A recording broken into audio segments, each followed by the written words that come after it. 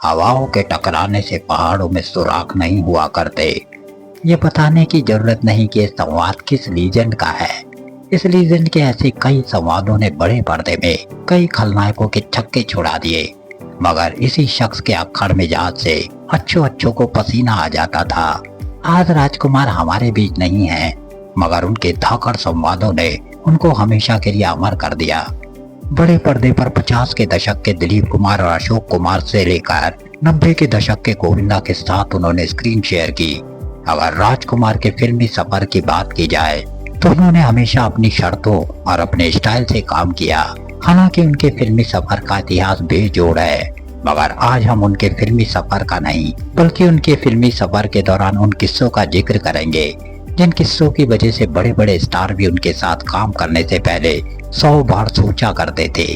नमस्कार, सत श्री अकाल, आदाब। हिंदी सिनेमा में ना तो आज तक कोई दिलीप कुमार जैसा संपूर्ण अभिनेता हुआ और ना ही राजकुमार जैसा सुपर कॉन्फिडेंट एक्टर। दोनों के अभिनय शैली में जमीन आसमान का फर्क था। जहां दिलीप कुमार ट्रेजेडी किंग के रूप में विख्यात थे, तो वहीं राजकुमार को कैमरे और दर्शकों पर एहसान करने की आदत थी। मगर किस्सा तो राजकुमार साहब का है, फिर हम दिलीप कुमार की बात क्यों कर रहे हैं? दरअसल 1959 में रामानंद सागर की फैमिली ड्रामा फिल्म पैगाम में दोनों ने एक साथ काम किया था। उस समय तक दिलीप कुमार स्टार बन चुके थे, जबकि राजकुमार धीरे धीरे अपना मुकाम हासिल कर रहे थे। इस फिल्म में राजकुमार और दिलीप कुमार दोनों ने भाई का रोल किया था। इसमें एक दृश्य ऐसा था जिसमें दिलीप और राजकुमार के बीच बहस होती है, और बहस यहाँ तक बढ़ती है कि राजकुमार दिलीप कुमार को थप्पड़ मार देते हैं। तय सीन के मुताबिक दोनों के बीच बहस होते होते गहमा गहमी हो जाती है कि अचानक राजकुमार पूरी ताकत से दिलीप कुमार को झन्नाटेदार थप्पड़ रसीद कर देते हैं। थप्पड़ पड़ते ही दिलीप कुमार सख्ते में आ गए और सारी यूनिट में सन्नाटा छा गया। जहां दिलीप कुमार के साथ सारी यूनिट बदहवास थी, राजकुमार अपने बिंदास अंदाज में सीन पूरा करके बेफिक्र होकर बैठ गए। और तब दिलीप कुमार ने कसम खाई कि फिर वो कभी भी राजकुमार के साथ काम नहीं करेंगे।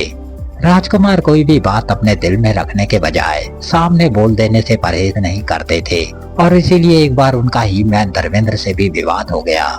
किस्सा 1965 में फिल्म काजल के निर्माण के दौरान का है।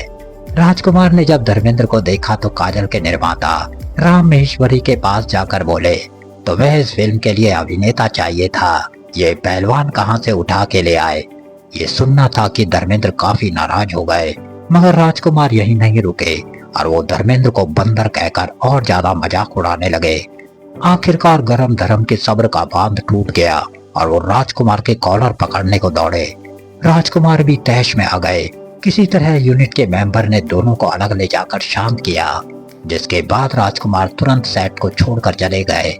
राजकुमार कब कहां और क्या बोल जाए, शायद ये बात राजकुमार को भी पता नहीं होती थी। उनका मिजाज कब बदल जाए इसकी कोई गारंटी नहीं थी। फिर चाहे उनके सामने उनका दोस्त ही क्यों ना हो, अपने इसी मिजाज की वजह से उन्होंने एक ब्लॉकबस्टर फिल्म को ठुकरा दिया। एक बार उनके दोस्त रामानंद सागर फिल्म आंखें का ऑफर लेकर राजकुमार के घर गए और उनको फिल्म की स्क्रिप्ट सुनाई, मगर राजकुमार ठहरे राजकुमार। उन्होंने अपने कुत्ते को बुलाया और पूछा, क्या तुम इस फिल्म में काम करोगे? और फिर रामानंद सागर को देखकर बोले, इस फिल्म में तो कुत्ता भी काम नहीं करेगा, तो फिर मैं कैसे कर सकता हूँ। इसके बाद रामानंद सागर तमतमाते हुए वहाँ से चले गए और फिर उन्होंने राजकुमार के साथ कभी काम नहीं किया। गौरतलब है कि आंखें में बाद में धर्मेंद्र को लिया गया और ये फिल्म ब्लॉकबस्टर साबित हुई। ऐसा ही एक किस्सा उनका सुपरस्टार राजेश खन्ना के साथ जुड़ा है। उस समय शक्ति सामंत अमर प्रेम बनाने की सोच रहे थे, मगर इस फिल्म में वो राजकुमार को साइन कर चुके थे।